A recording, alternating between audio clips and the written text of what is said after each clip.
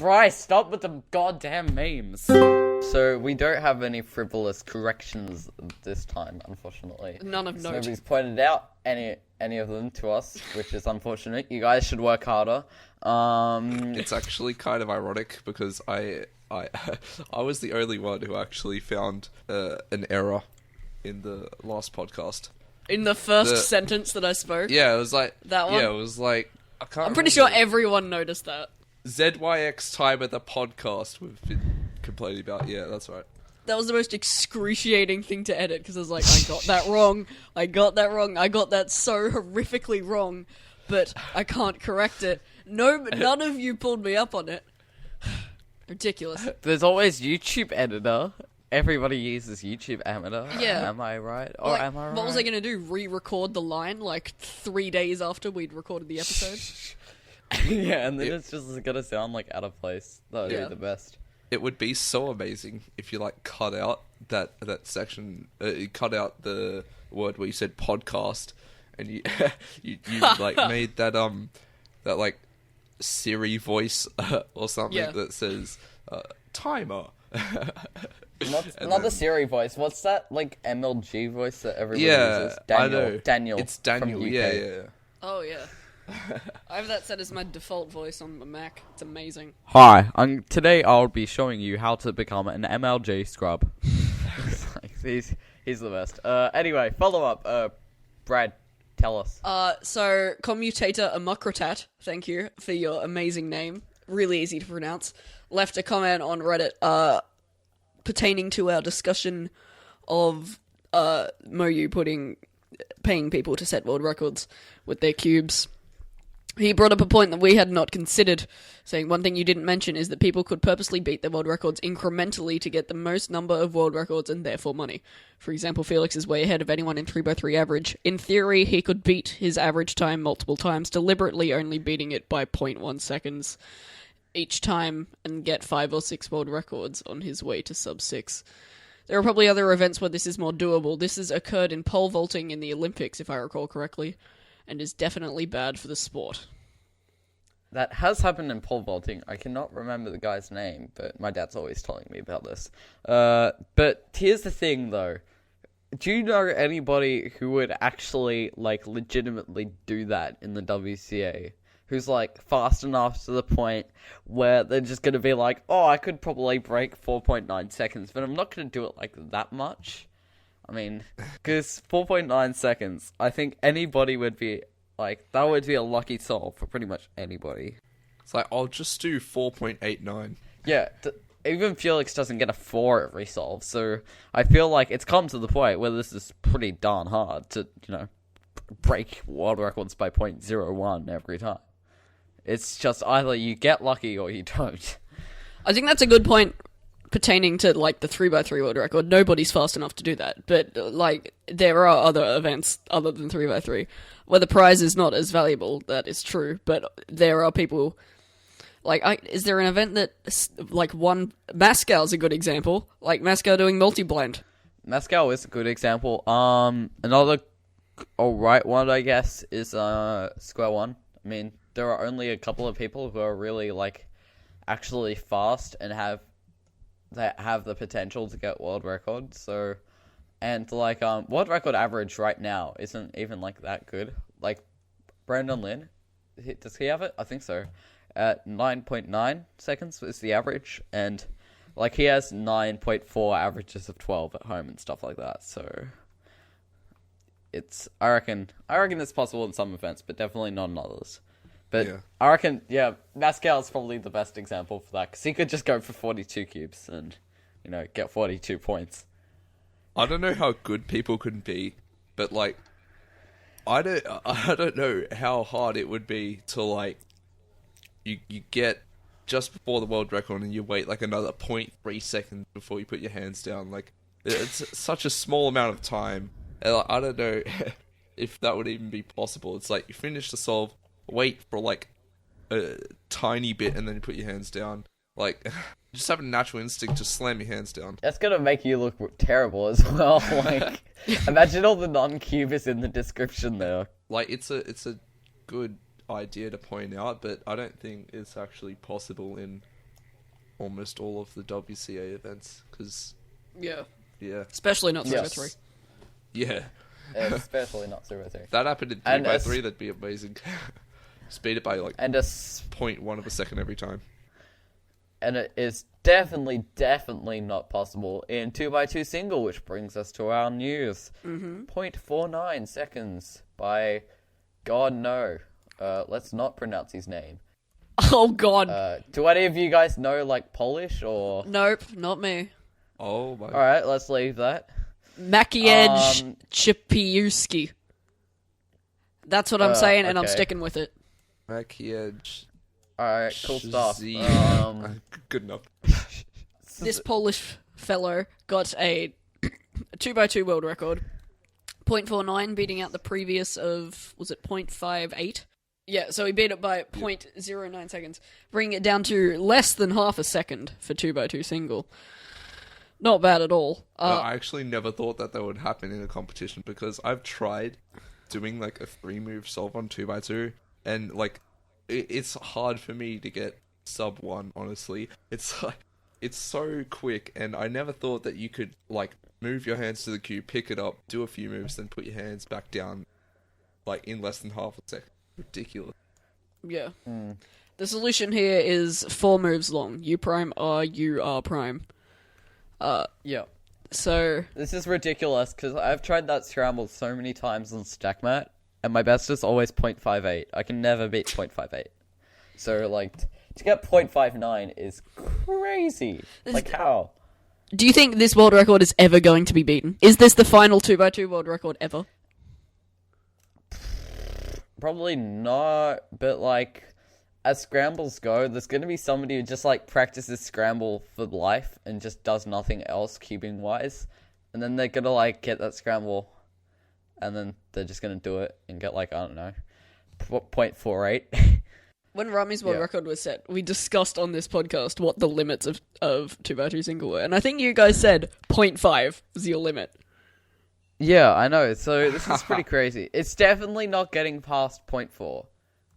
So in 3 years when it's past 0.4, you can, I don't know, slap me in the face or something.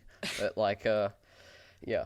One thing to note is that another Polish cuber who also has this current cube world record average, who's known as Mikhail Rzewski, she got a 0.52 on that scramble. And this is really cool, because that means that now 1, 2, 3, 4, 5 people from Poland are currently in the top 10 2x2 singles. So that's really weird. So that means that, like, almost, well, not almost, half of the cubers who are in the top 10 for 2x2 single are Polish. So that's interesting. Something I brought up last time when when we were discussing 2x2 world records, as I just mentioned, was like, there needs to be a physical limit. No matter, just by the pure numbers, there can only be 48 more 2x2 world records. And there is definitely going to be a lot fewer than that, because to do so, it would require us incrementally beating the 2x2 world record by 0.01 seconds. They can't be 0.48, because if it's under 0.06, it's going to be a DNF. Right, so it's even fewer than that, what, point... Yeah, but the only chances 42 are world bad. records. I know, the Nobody chance... can do 4 moves in 0.06. Exactly, there has to be like a physical limit here. There has to be a minimum time with which... Hard to determine, but if this isn't the last one, we're only going to see, like, 2 more ever. This makes me think, like, the 2x2 world records, it makes me think, like, at what exact point does it stop? Like, we know that 0.49 is possible because it's been done, but is 0.48 possible? We don't know. And it can just, you can go down by 0.01 of a second, and at what point is it, like, not possible? It's just crazy. The one thing to note is probably, like, I don't know, 0.1 of this solve was taken, like, lifting the cube, and 0.1 was taken putting it back down.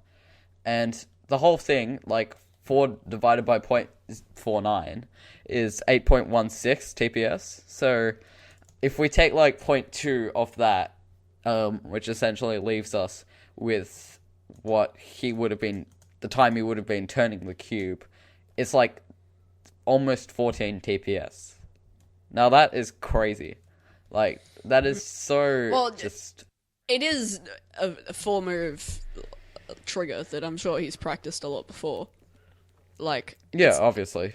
so 14 TPS. Yeah, yeah. It is true that it's very fast. It's like not completely unimaginably fast because it's just a 4-move trigger. I don't know. What do you guys think is the fastest possible 2x2 world record? Barely sub 3.5, I would say. Sorry, 0.35, I reckon, is going to be the limit. Anything more than that's literally impossible for stack matted. Like, I have like a 0.32 keyboard, but that's silly, because it's a keyboard. In competition, it's stack mat. And stack mats are silly. So, Anyway, we'll have to see with these new stack mats if they're any more, like, reliable or something, I don't know. Yeah, I agree with you, Reese. Like, I honestly do not think it could go below 0.35, but I honestly would be extremely surprised if it went under 0.4 as well. Like, Yeah. I'm gonna just play it safe and say it's not gonna go below 0.35, but yeah, these are such small numbers. It's crazy. It's so fast. Yeah, like, what's the difference between 0.3 and this time? 0.15 seconds. That is a ridiculously short period of time, but still massive in terms of the 2x2 world record. Yeah. Yeah. So, speaking of WCA competitions, this segues into our first topic. Kind of a very big, loaded topic. Martin Telesforo. The people who know who he is know what we're going to be talking about, but the people who don't have no idea what we're going to be talking about. So, Reese, would you like to summarize Martin Telesforo and why he is famous in cubing circles? Okie dokie. So, back in 2013, there was kind of this huge epidemic where essentially this man from Poland, I think? I can't remember. No, he's from Italy. Anyway, he essentially got supposedly got a 4.41 in competition. And his excuse for this was he said he got a 3-move triple X cross into like an all skip and a J perm, which is silly, obviously. And since then, nearly every cuber has been able to prove this is fake, including Kevin Hayes, who could barely get sub 4.41 after knowing the entire scramble, getting like a triple X cross, 3-move triple X cross, all skip and J perm.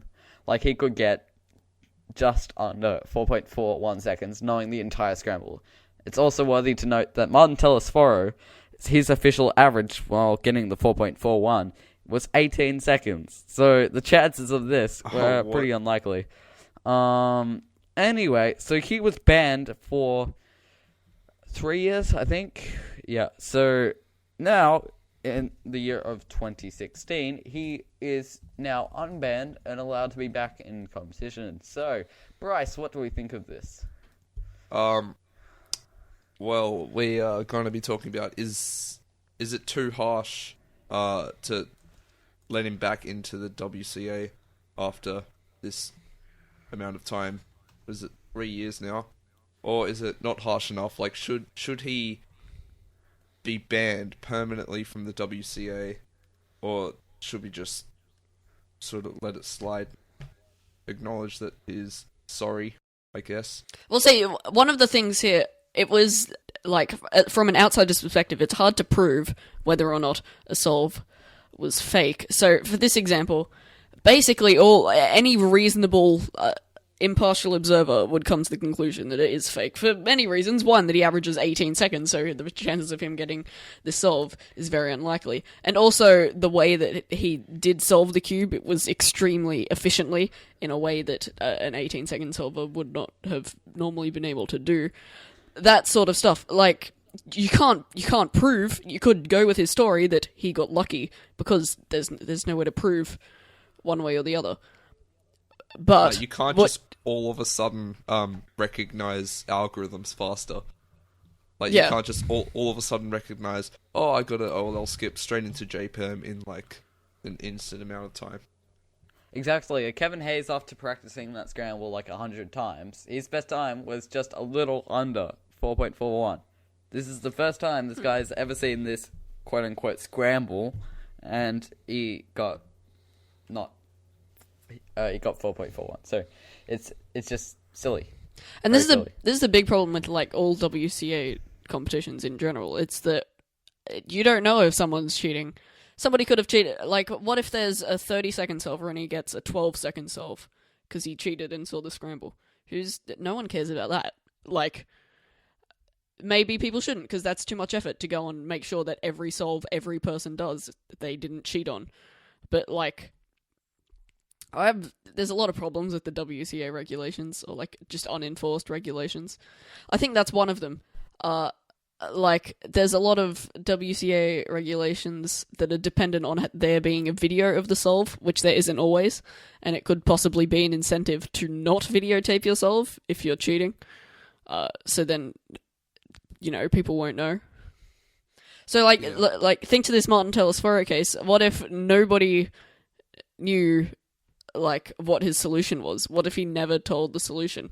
How would we know that it was fake? All we'd have to go off is his average, and this could be the 3x3 world record if we didn't know what his solution was. Anyway, back to, like,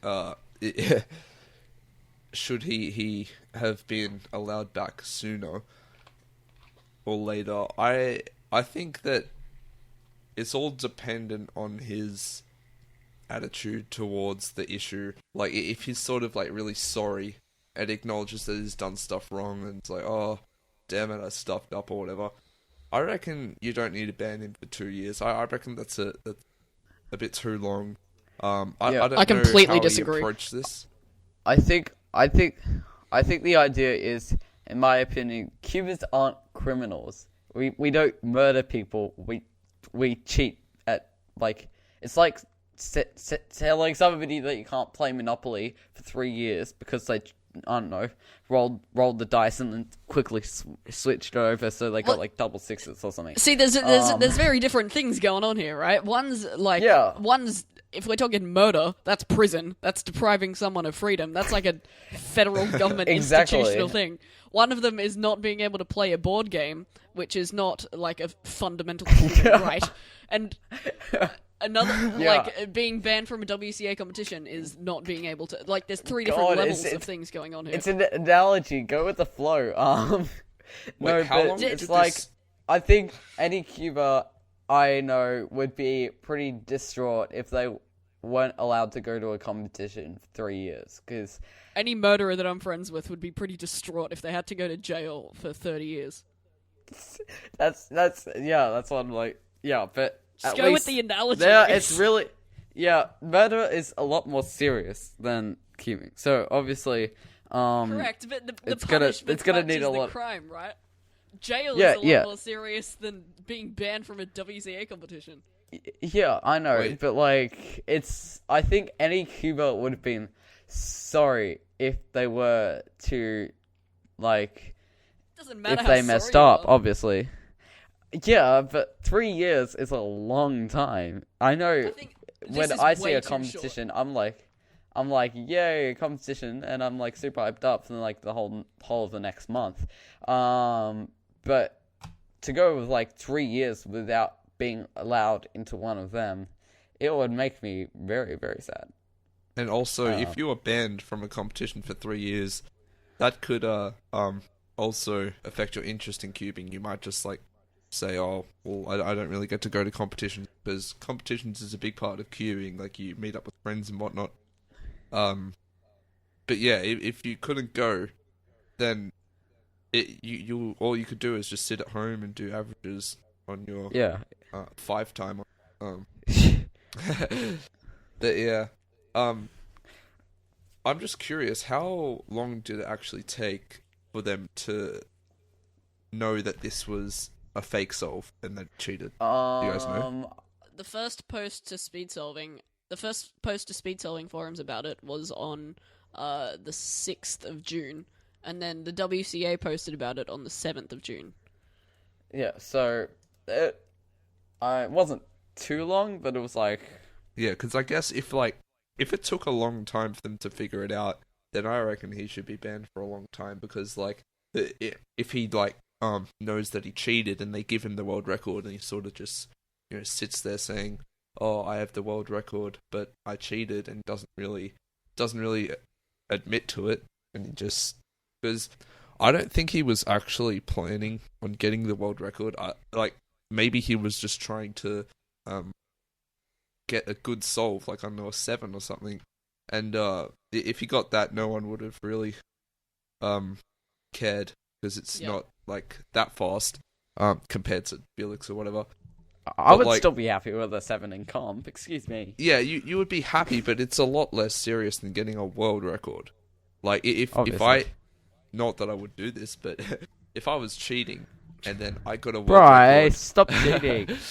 If I was cheating and I got a world record, I'd feel extremely guilty, and I'd probably go and turn myself in. Yeah. Anyway, Brad, why should Martin Telesforo face the electric chair in your opinion? Well, okay, again, different levels. Electric chair, bit harsh. You gotta admit.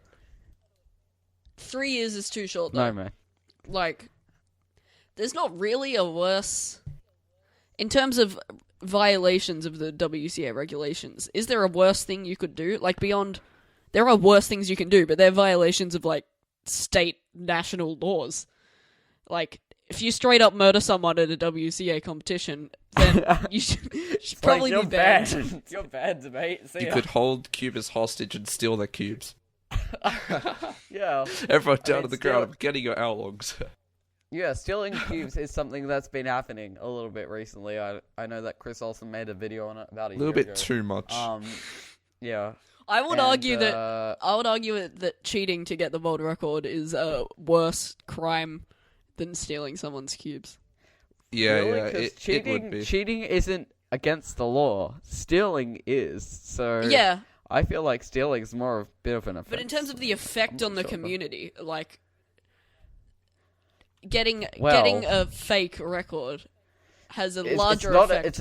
It's stealing.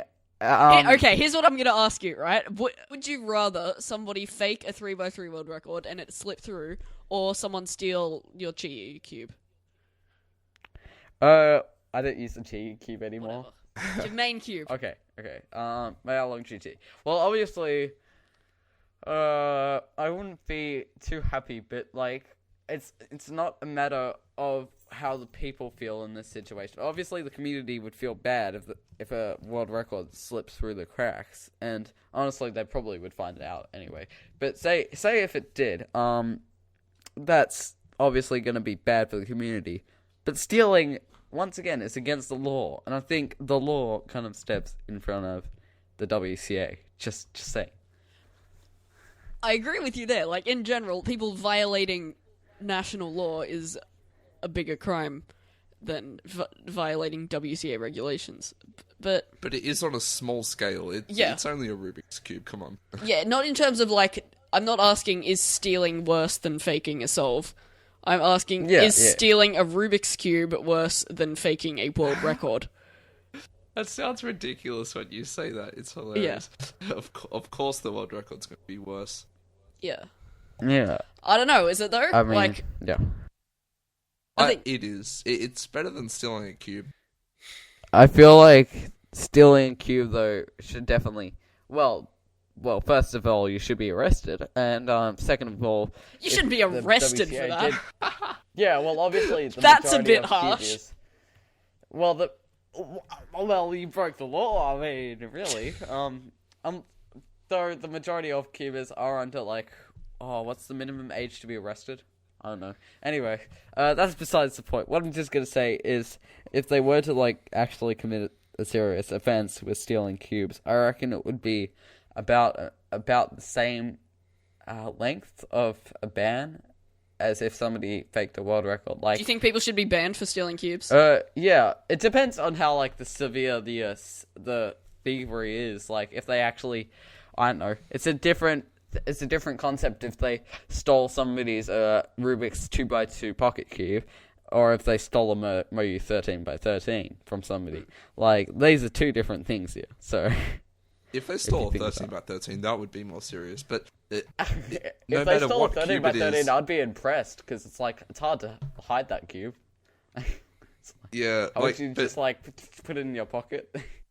I reckon no matter what cube it is, unless it's like a golden cube or whatever, I reckon the world record being broken by cheating will always be worse than stealing. Yes, I think the problem with your approach, Reese, is that you're approaching this with like all thievings are equal. Like there are like Theft in general. it's the concept of theft as a whole Yeah. versus which it's not, right? There's different levels. Yeah. There's different levels of We're everything. not back in like the 19th century where if you stole bread you would go to jail for 30 years. Yeah, we're not looking at that. An interesting question is: should people be banned for stealing cubes, and for how long? If so, I think if they steal a lot of cubes and that person is sort of known throughout the local cubing community as stealing cubes and is frowned upon, then I would argue that they should get a ban, because like seriously, even though it's a Rubik's cube, like come on, like we're all cubers here, we don't need to steal others' cubes, like, and we've put a lot of effort into setting it up and making it our own or whatever.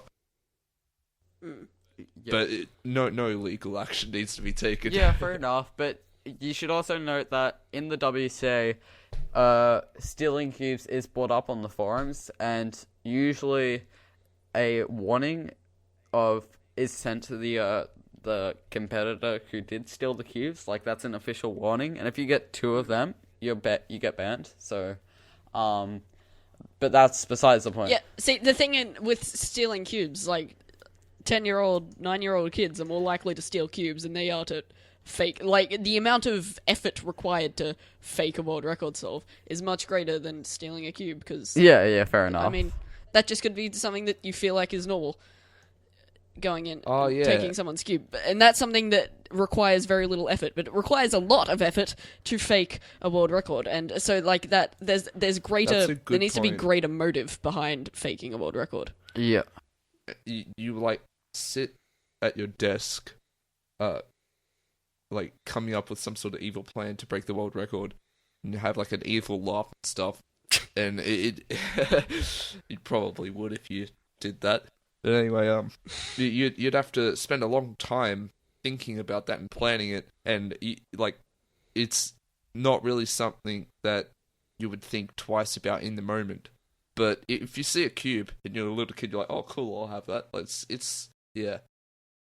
That is also another point that makes the breaking the world record by cheating a much more serious offense. So I think faking a world record is like a bigger offense, because it requires a lot. There are circumstances in which somebody steals a cube and they're like not a pure, utterly evil, despicable person. Like, they could just be a normal person who, I don't know, took a cube, mistook it for their own, or, you know, just thought it was a normal thing to do.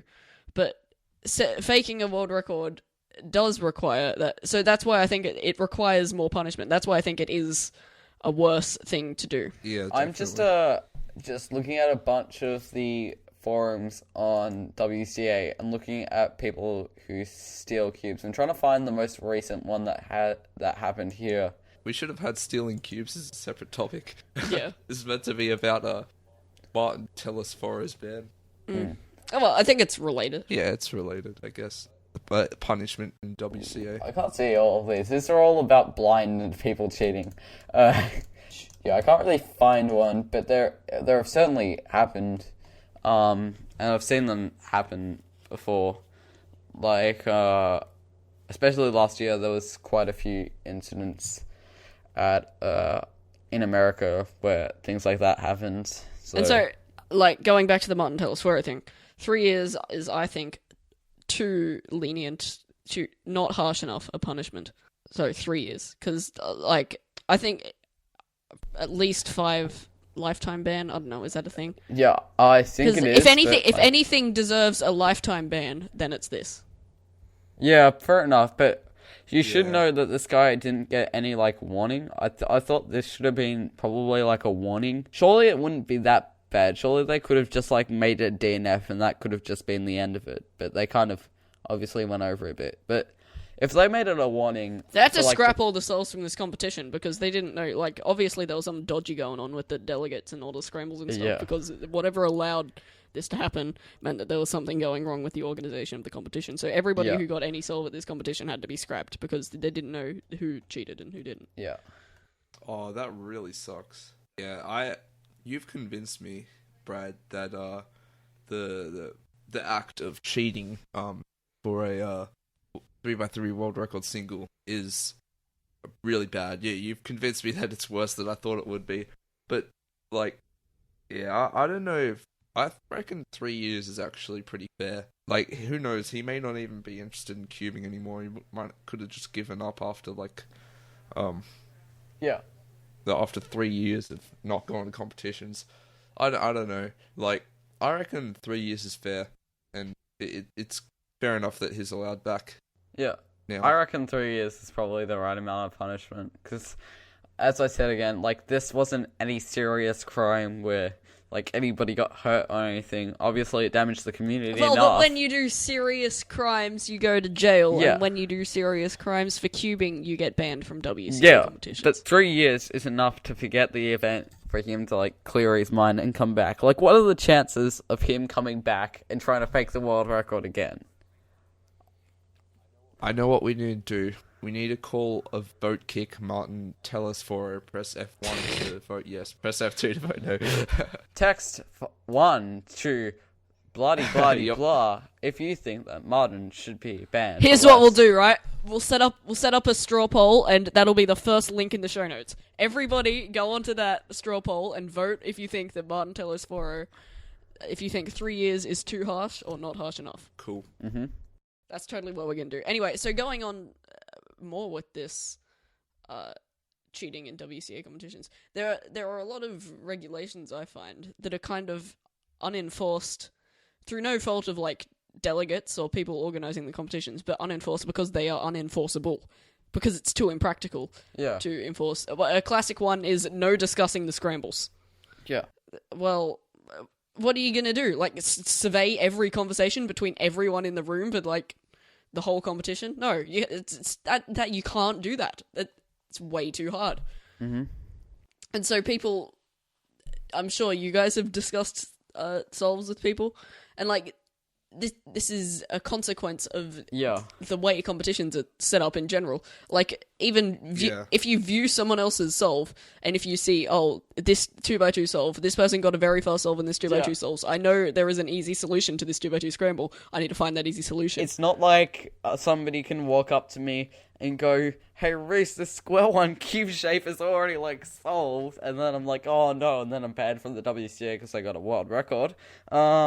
No, it can't work like that, because that's just silly. I mean, this is why the WCA board really exists. It's because these regulations aren't rock solid. They have a board to discuss it and to make up what they think should be, like, the severity of the punishment. Yeah, like, every single cubing competition that I've been to, I've heard at least one person say to another person, oh, the round 2 for 3x3, the second solve is really easy.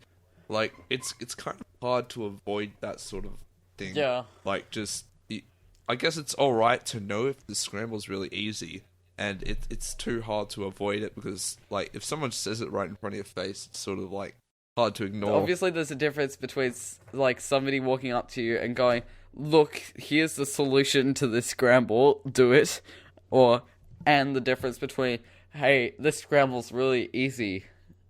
Like, there's a difference between that, and I feel like there should be a difference in the punishment as well. They're both banned. In the regulations, it says in the regulations you can't do either of them, but they're unenforceable. Like, there can be no punishment because it's impossible to, like, and then pull up one person on it. All right, do you need to now pull up 100% of other people who have done this same crime? All right, now you've got 50% of people who have competed in WCA competitions banned from WCA competitions. Yeah, like I had a friend who told me like that the second Square 1 scramble at last competition was really easy. And I was like, you probably shouldn't say that, but that's okay. Because it's a lot more kind of like forgivable to say a scramble's easy than here's the solution. So that's why that guy he told Rami when he got his world record on 2x2 the solution for the scramble. Well, he showed it. That's why he got much more severe punishment than anybody else, who's pretty much everybody in the WCA. Don't lie, we've all done it. Whether it be an accident or on purpose or whatever, we've all probably accidentally told somebody, "Oh, look, this scramble's easy." Probably. And again, like if somebody's inspecting their solves, you can just look over their shoulder and say, oh, "What's the scramble?" Yeah. Like now, what are you gonna do? Like arrest people for looking in the wrong place? Yeah, exactly. So there's kind of Like when people are lining up behind the table, they have to turn around. It's built on string. You can't really. There's no way to actually enforce rules rock solid. So, like, there's that whole thing with, like, the variation on the Streisand effect when you try to ban something and it makes people more likely to do it. Because, like, trying to ban something makes people think, ooh, that sounds interesting. So, maybe telling people... That sounds really stupid when you put it like that. Yeah. But it's undeniable. That's like a fact. That's like a human trait that everyone experiences. So, like, maybe trying to ban these things is doing more harm than good. Maybe trying to ban them is making people do it more than less. But, like, these whole things are unenforceable anyway. You can't control this. Because here's another problem that I find with some of the... like, the way that these regulations are handled. When something comes up, like Rami's 2x2 world records, or Felix's one-handed single world record, when something like that comes up, what I generally see from the WCA and the WCA board is a exception to the WCA rules, or, like, trying to decide through the WCA's discretion what should happen. And then no changes to the regulations, which is exactly the opposite of what should happen, right? If you, like, take Rami's thing, for example, add a regulation that says, if somebody tells you what the scramble is, that person is liable and your solves still count.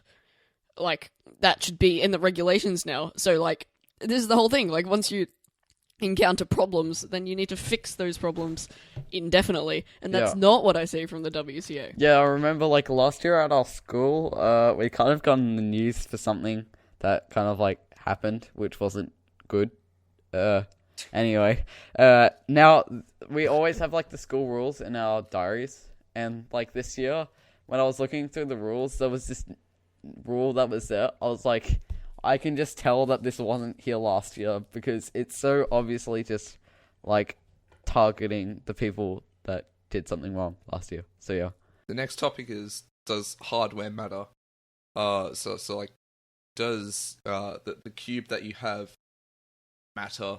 Will it affect your times in competition? My answer to this is yes and no. Like, if you have a Rubik's Brand cube from the 80s, obviously that will affect your times. But if you have, like, a cube that was made in the last, I don't know, 3 years, and it's from a speed cubing company, then I think that it will be alright. Wouldn't really affect your times at all. Part of the problem with this question, like, does hardware matter, which is the question often posited in titles of YouTube videos by people who think that genius is everywhere. Like, it's a yes or no question, right? Does hardware matter? Yes. Yes, it does. Part of the problem with the question itself is that you can't answer that question with yes or no. It's a nuanced thing. Does hardware matter? Yeah, but not as much as you might think. Like, there's grey area here that needs to be explored. There's nuance. I think that it does matter more than people think. Now, I don't want to be one of those people who goes out and buys every single cube on the market because the rich have disposable money. Honestly, there's that old saying which people used to say where it's the cuber, not the cube. Definitely disagree with this. It's the cuber and the cube. Yes. So in a way, the cube matters as much as the cuber as the cube matters as much as the cube. Because honestly, I'm much slower on the new Guoguan cube than I am on my main, the Along GT. But obviously, somebody who uses the Guoguan as their main might be as fast as me. So they do both matter. I reckon the cube matters a little bit more, but I think it is important to find a cube that does suit you, just not as to an extent that some people take it to buy like every single cube. There are lots of fields where this kind of logic can be applied, like take programming, for example. Like, there's a certain degree you need a kind of fast computer to do computer programming. But, like, there's a point at which you're just upgrading for the sake of upgrading, and it doesn't actually have any meaningful effect on your programming or your times in this analogy. Like, what upgrade are you going to get going from a Along V2 to an Along GT? I guess the thing that people are trying to get across is that there's not going to be that much of an upgrade. Like, you're just kind of getting new cubes because people like getting new cubes, and you're trying to excuse that by saying that you're going to get faster. Who doesn't get excited when they have a package at their doorstep and go, yay?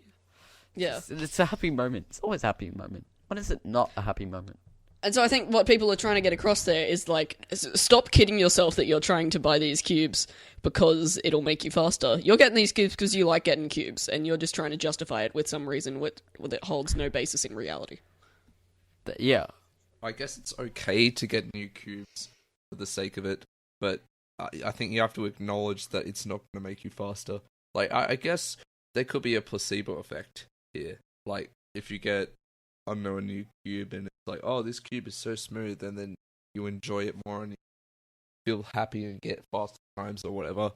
But the cuber definitely is more important than the cube. Like, if you go down to basics, it doesn't matter how bad quality the cube is, it will get solved. And if there's not a cuber, like if the cuber doesn't know how to solve it, then there's no point in having a good cube. Yeah, I feel like there's also some things to bring up here, namely the different types of cubers there are. There are the beginner speed solvers, the intermediate speed solvers, and the advanced speed solvers, and there are also the collectors, and generally the YouTubers as well. So there are whole different sections. Generally, if you're an intermediate or a beginner cuber, like speed solver, you're not going to need to buy too many cubes because it's not going to matter that much. So I'm talking within the range of about 15 seconds to infinity.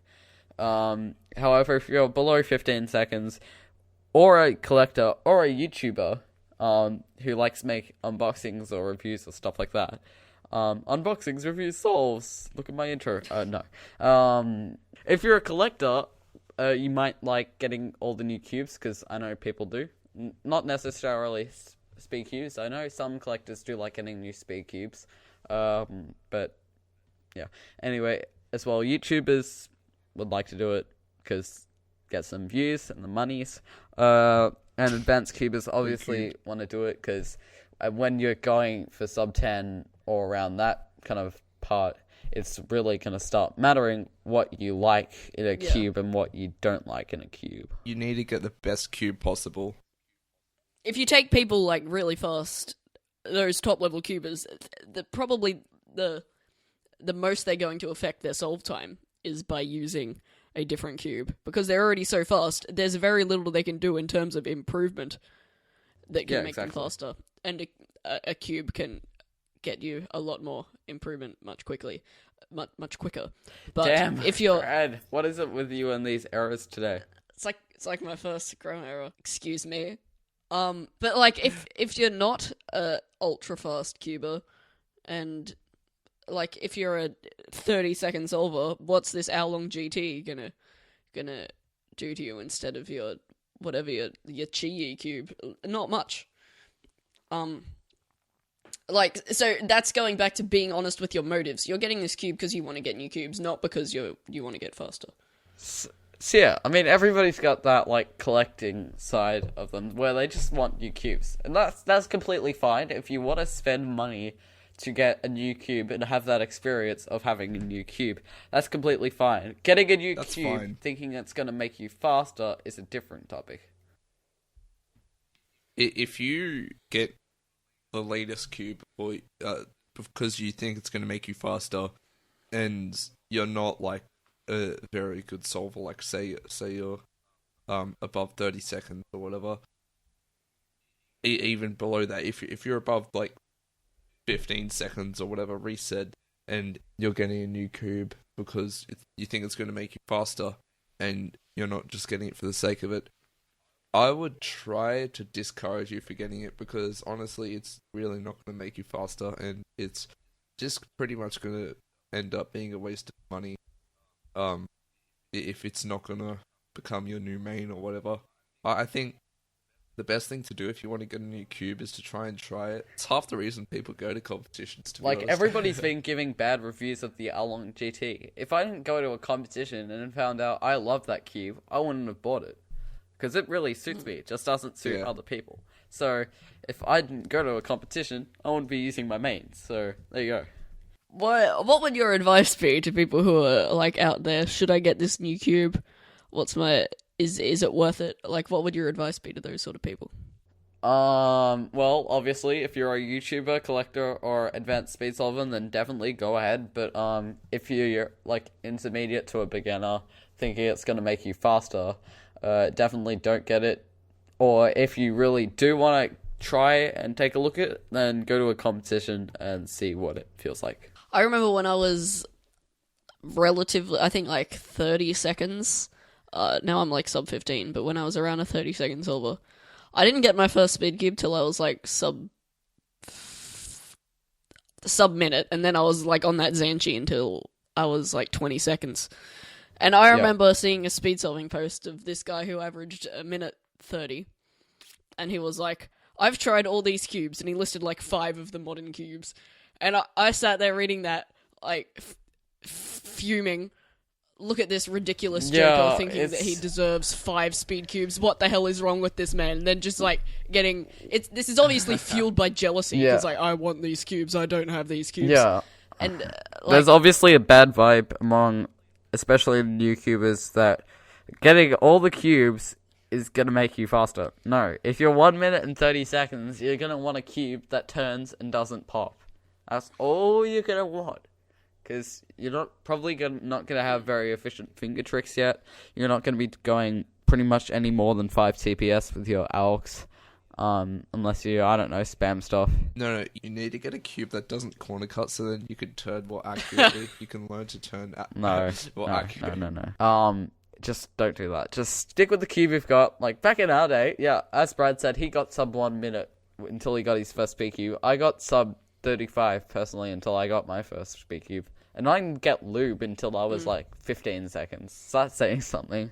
That's it. I was on dry cubes until I averaged like 15 seconds for some reason. Because I don't know. Never really saw the point of lube. So yeah, that was really interesting. I was on dry cubes, I like that. Anyway, so yeah, cubes, they're definitely not everything. If you want them, get them. But if you think they're going to make you faster, do the research if you're a faster cuber. But if you're slower, then just leave it alone. Just do it. There's a lot of videos online which are like, I think, not to throw Chris Olsen under the bus here, because he kind of does very good videos, but Chris Olsen's kind of been doing a lot of these style of videos recently, which is taking something that a lot of people across the community have talked about, and like his Cubing Myth series. Cubing Myth number 2, are algs everything? Question mark. Like, no, it's not. We've been over this. Like, Cubing Myth, a faster cube makes you solve faster. Like, yeah, we've been over this. Like, we kind of already decided this. Well, that's for us. Like, I mean, new cubers, I reckon it will help them. Have you seen Felix's post on the speed solving forums with like the T-per method he came up with when he was like 12? No. What's this? I need to leave a link to that.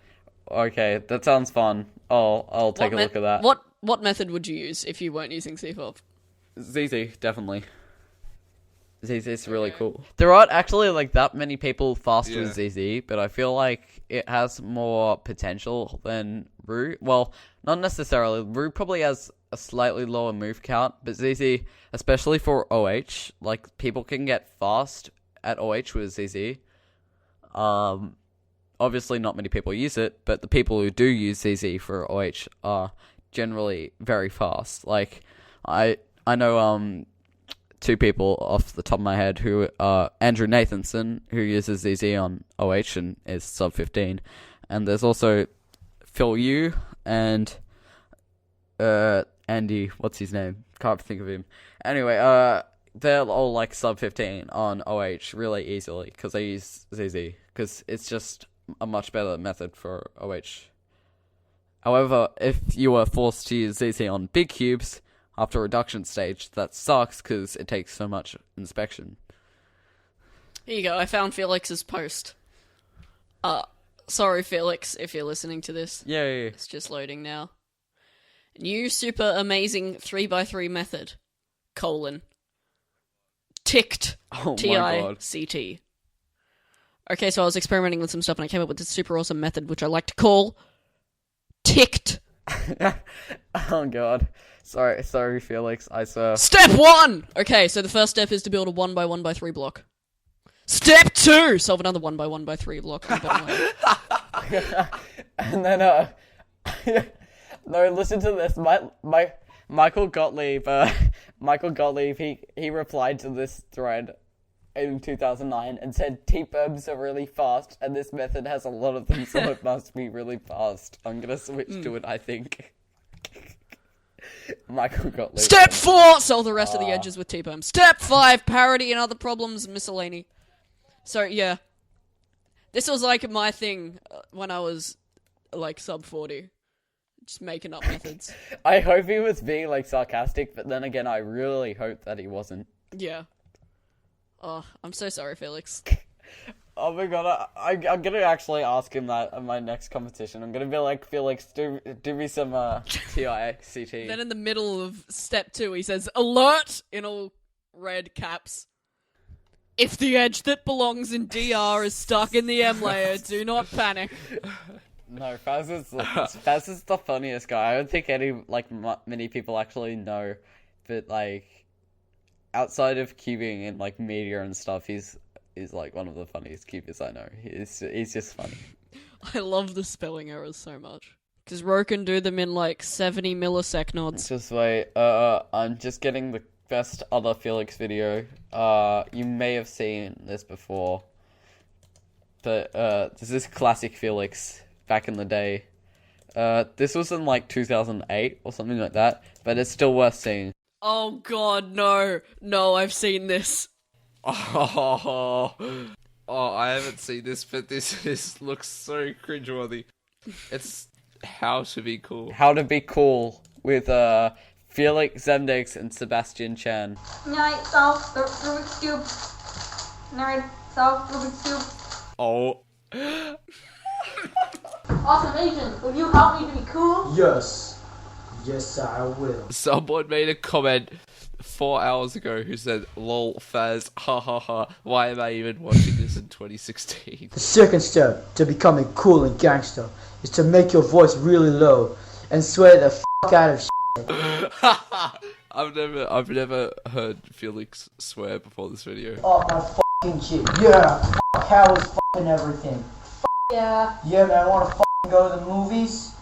that sounds pretty F*** yeah, otherwise I'm supposed to f***ing cap in your